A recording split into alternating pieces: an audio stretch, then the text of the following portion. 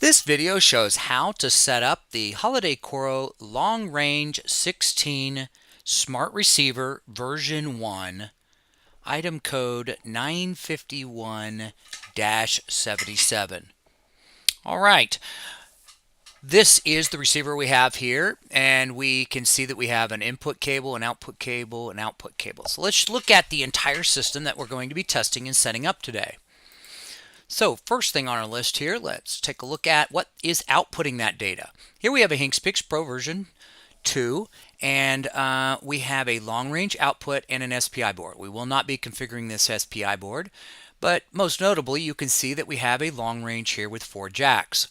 It is plugged into port 1 through 16 on the ribbon cable connector. That means that the far left port is 1 through 4, and the far right is 13, 14, 15, and 16. And so inside this Cat5 cable is 8 wires, which are 4 pairs, and then that sends data down the line to the receiver. Now, where is that cable going? Note the orange cable. It comes out of the unit and goes out of the bottom. We have a data cable over here for the Ethernet, which I'm using to control this particular controller. The cable ends up and plugged into this far left jack of this receiver, which is this jack right here, that then goes into the line in input. All right, now a few things to note about this setup is that there is a switch block on the far left here, and those positions of switches are in the down position, down, which indicates that this receiver is receiver 0 on the data line. We also have some extra buttons here. We have a test button. We also have a data status light button, and we'll see that there are actually some green lights down here that will indicate the programming status of a given output. Now we also have a red light below or above each individual output, and that indicates the fuse status of this particular board. This blue light indicates we have power. All right, so let's go ahead and start off with what we've got. So let me go ahead and turn my camera back on here, and we're going to take a look at what we have. So we have output 7, and hooked up to those are regular pixel nodes. And then we also have another output hooked up, and that is output number 1, and we have some seed pixels hooked up. Now in this video here, you can see that there's a green light that's turned on various different outputs. That indicates that this output is programmed for operation. Now this already is programmed. We're going to go ahead and set it up from scratch. All right, so let's flip over to our xLights and start setting up. Now, the first step you need to do is you do need to add the controller under controllers. You do need to, of course, set a HinksPix Pro and your version number and have auto configure. So we'll assume that you've already set up this part. See our other videos if you need information about how to do that. Now, we are going to be using xLights here, so we're going to use the visualizer function. Now, if you have an application that is not xLights and you're using channels and universes, you will need to use another method which we have covered in a different video. Okay, so we're going to go down here and actually click on the layout. Now here we've got a couple of different props that we can play with. We got some strings, we got a singing face and a matrix, and we're going to drag these on and see what they do. All right, so we're going to go to the controller, select it, and we're going to click on the Visualize button. This will bring up the visualizer. The visualizer is a drag and drop interface to set up the receiver in the HinksPix controller. So we can see that this is the HinksPix controller right here, and here are all our ports that are feasible. Now this controller has 33 through 48, which are used in this particular case for a megatree, and those are SPI ports. And most notably, you'll note that they do not have any bounding boxes, which is what we'll see in a moment here. All right, we're not configuring the SPI ports. We're configuring the long range. Now, you'll notice there are left side bars of red, green, blue, and yellow. That corresponds to the jacks that we saw previously.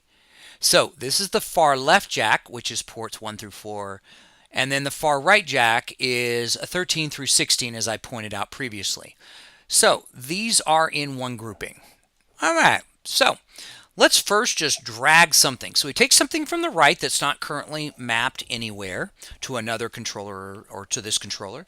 And we're going to start with the matrix string. Now, a matrix has multiple strings. In this case, we have 12 outputs or strings. I'm just going to drag it up here to port 1. Now, xLights just assumes that this is a directly connected device. In other words, a direct SPI. It is not. We had that down here in the megatrees. These are on a receiver. And so we need to tell it, hey, you are a receiver. So I will right click in here and I'll select Smart Remote. And the first thing I'm going to do is I'm going to tell it it is on receiver 0. Now, the switch positions that we indicated earlier, if you have multiple receivers on a data line, they will require different positions. See our website for additional information on that. You can daisy chain multiple receivers. In fact, up to 4 of the 16s on a data line, within the context of the total number of pixels. And we'll talk about that in a moment. So I'm going to go ahead and say, hey, you are Smart Remote 0. And the first thing it does is it puts a whole bunch of these outputs down this line. Now, we know that we only have one Cat5 cable hooked up. But see here, the green connection, the blue connection, those are assumed to also have Cat5 cables. But we don't have anything going to those. So we need to tell it, hey, the entire receiver is on this one jack of red. So next thing we're going to do is we're going to come over here, right click, and we're going to go Smart Remote and type. And you may have it selected as HinksPix 4. Make sure that this particular receiver is a 16. Now this is different from the Smart Receiver version 2, which acts as a 4. This acts as a 16.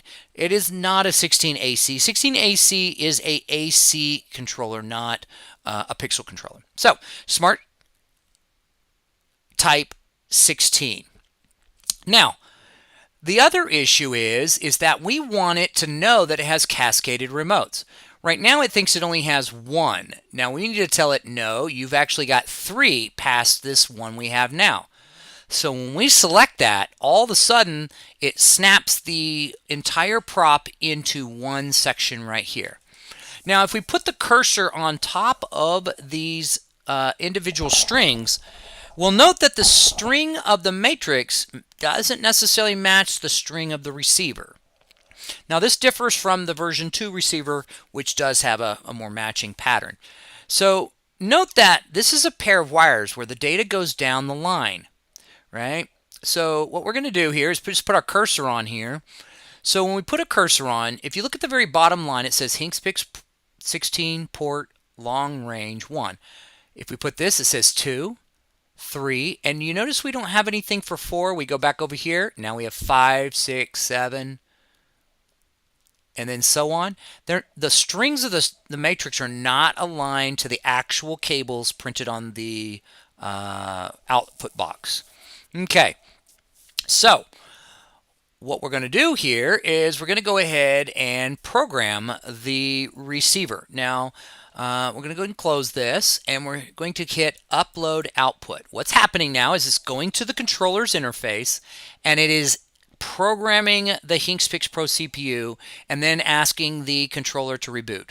Now, it's important to note that you do need to have this receiver connected and powered on with a data cable going to the appropriate output, in this case our first jack, while it's booting up at least one time. What's going to happen is that the receiver is going to be told, hey, you're supposed to control certain ports. And here's your pixel count for certain ports. Now, let's flip back over and again, look at what we don't have programmed in the receiver. So again, if I highlight this, 1, 2, 3, no 4, 5, 6, 7, no 8.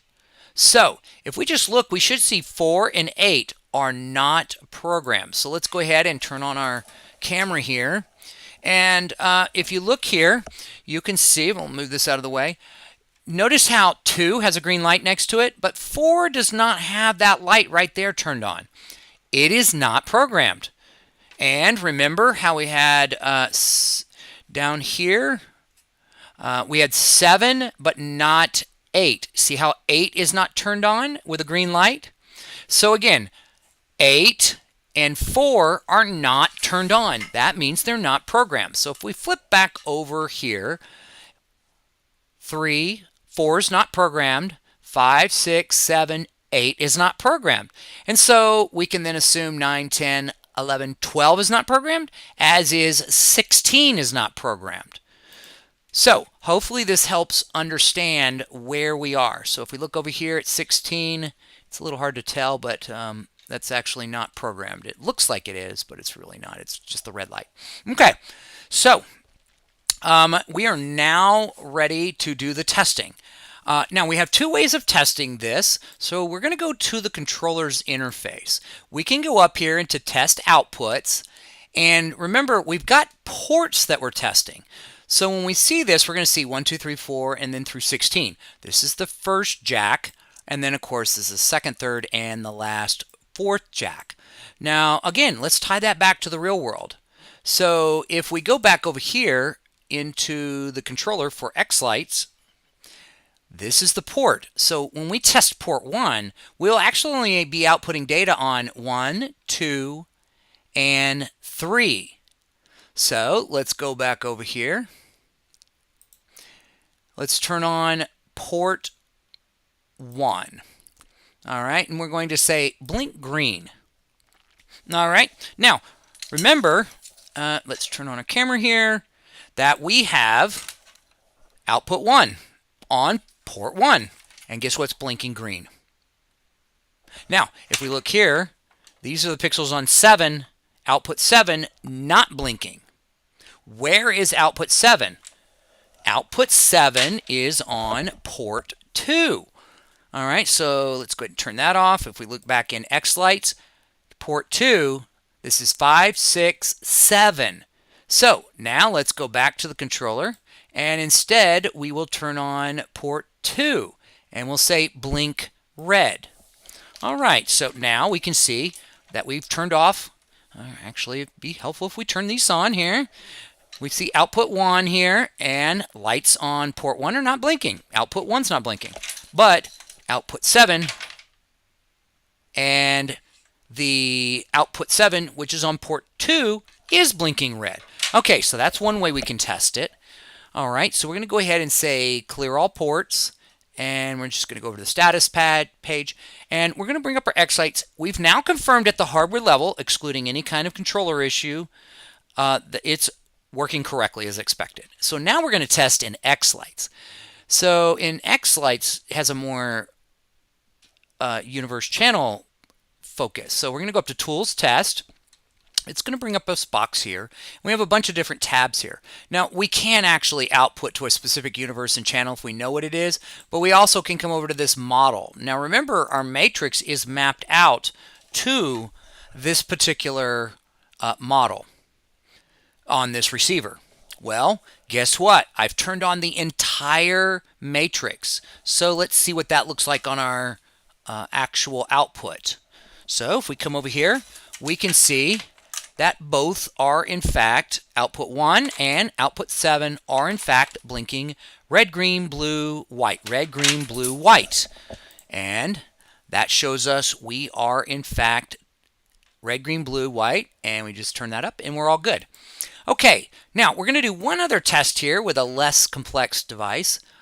So what we're going to do here is we're just going to test, actually this might be a little confusing, so let's just go ahead and rename these. We're going to say output 1 is our seed pixels, right?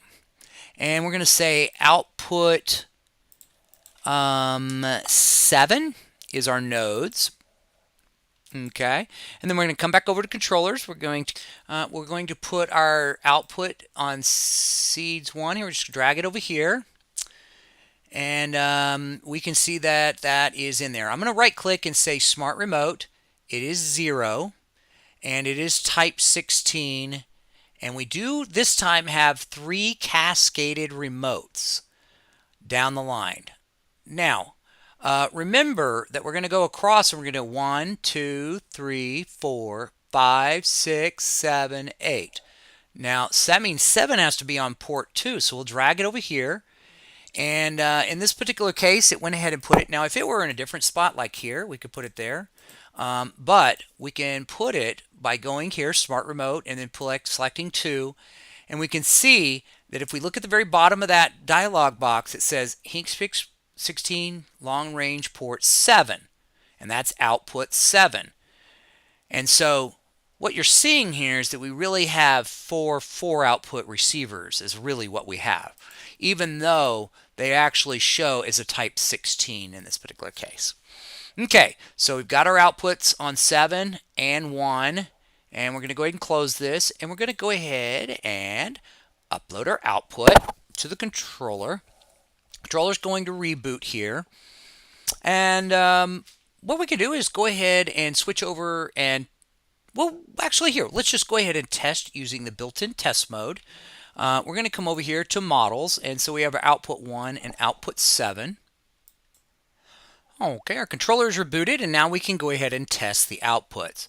So we're going to go ahead and check off output to seeds and take a look at our output configuration here. So again, output 1, seed pixels flashing, and nothing on our output 7. Now, I should also mention, it may be a little hard to see in this particular setup here. You can see that there's flashing red lights up here. That indicates that there is data going from the controller to the receiver. So for example, here, if we go in here and turn that off and flip that back on, you'll see that the rate of flash is reduced. There's not as much data going to it in this particular case. Okay, so now let's test our output 7 and take a look at that. Here you can see again our seed pixels on output 1 not flashing. Pixels on output 7 flashing. Okay, so that completes this particular setup. Everything is working great. And of course, if you ever have any problems or questions, feel free to reach out to us at holidaycoro.com/contact us.